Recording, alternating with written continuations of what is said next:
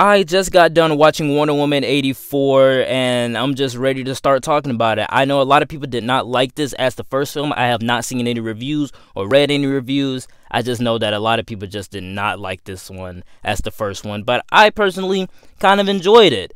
Hey everyone, SW Nation here. If you like this video, please don't forget to like, comment, and subscribe, and I'll post some more DC rankings or reviews. Please note that everything that I will say in this video is just my very own opinion, and you're free to comment down below. What did you think of Wonder Woman 84 as a whole? Like, comment, and subscribe, and without further ado, let's get into our review. This world is not yet ready for all that you will do. Your time will come, Diana. And everything will be different. Wonder Woman 84 was okay. Let's move right into the good. And the good thing that comes to mind here is that the chemistry between Gal Gadot and Chris Pine is electric. I love their little banter. I love their back and forth. It's so cute. It's so hilarious. I just love the way Patty directed those two. And I just love seeing those two back together again. Also, Gal Gadot is pretty good in the role of Wonder Woman again. I love seeing her inside of the suit. And also Chris Pine coming back. A lot of people didn't think it would work. I thought it was pretty fun and enjoyable to see him back. And he also makes the film a whole lot better.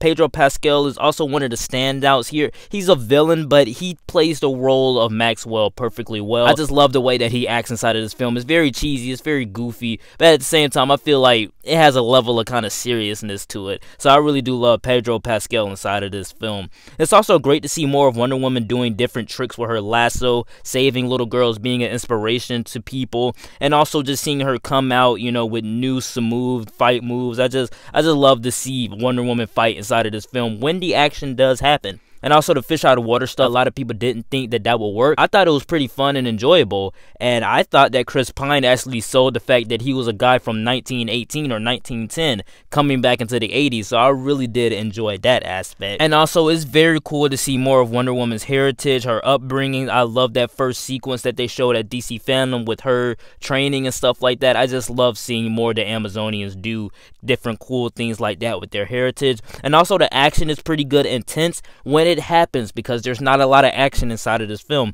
So when the action does happen, it's pretty tense, it's very well handled because of what Diana is going through at that time in the film. There is one great scene inside of the middle act going into the third act where you see Chris Pine and Diana walking through the streets, and it's kind of like a World War I type scene from the first film. I really did love how she did that, and it also relates to the theme of greed inside of the film, which was okay. I thought it was pretty fine. Lastly, I've never been, and I wasn't born in the 80s, but I just loved the 80s atmosphere inside of this film. But with that being said, let's move right into the mix.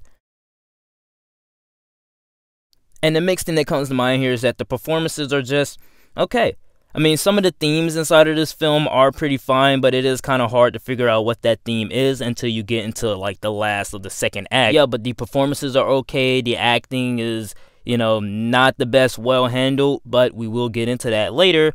And I just think that the overall plot itself is not that interesting, because we start off with Diana searching for something, and then we end it off with Diana trying to give hope to the people. It just does not seem like a clear narrative going throughout the entire film, but I really did like how the film ended off, so that's why it's inside of the mix, because I kind of liked it but also kind of didn't like it.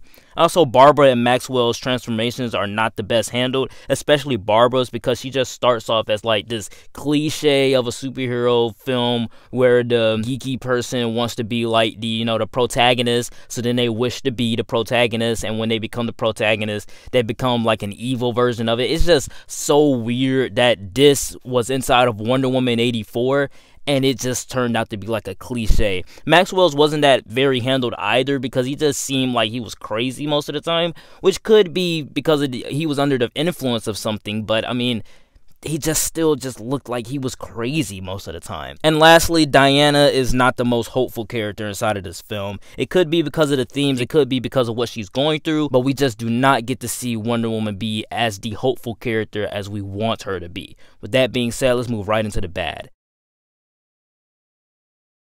And the bad thing that comes to mind here is that the film is very predictable. There's a lot of scenes inside of this film that are very predictable. I'm going to be saying spoilers in 3, 2, 1. Diana is losing her powers. I already predicted that.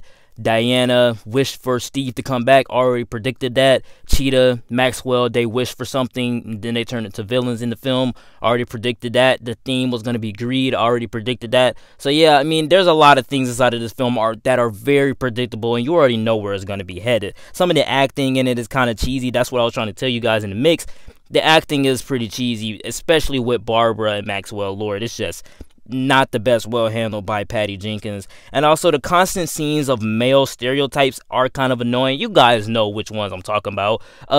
White girl is walking down the street and just a fat guy or like just a chubby guy or like a jerk is just sitting on the bench and he's just watching her jog or walk down the street at night saying, "Hey baby, where you going? Let me help you out," and stuff like that. Like, there's stuff that we know that happens in real life, but we watch movies to escape that. And when it's kind of portrayed on screen, it's just kind of making it seem like men, we are kind of bad. Like, men are kind of bad. So I just kind of hate the fact that I thought the Wonder Woman movies were supposed to be an exception to that we don't have to show that male stereotype as much, because both men and women have bad tendencies. In conclusion, Wonder Woman 84 is a film that was disappointing to me to a certain extent. It's not as bad as people say it is, but it's definitely not up there with the first film. But I did very much enjoy it, thanks to Gal Gadot's great performance and the exceptional themes.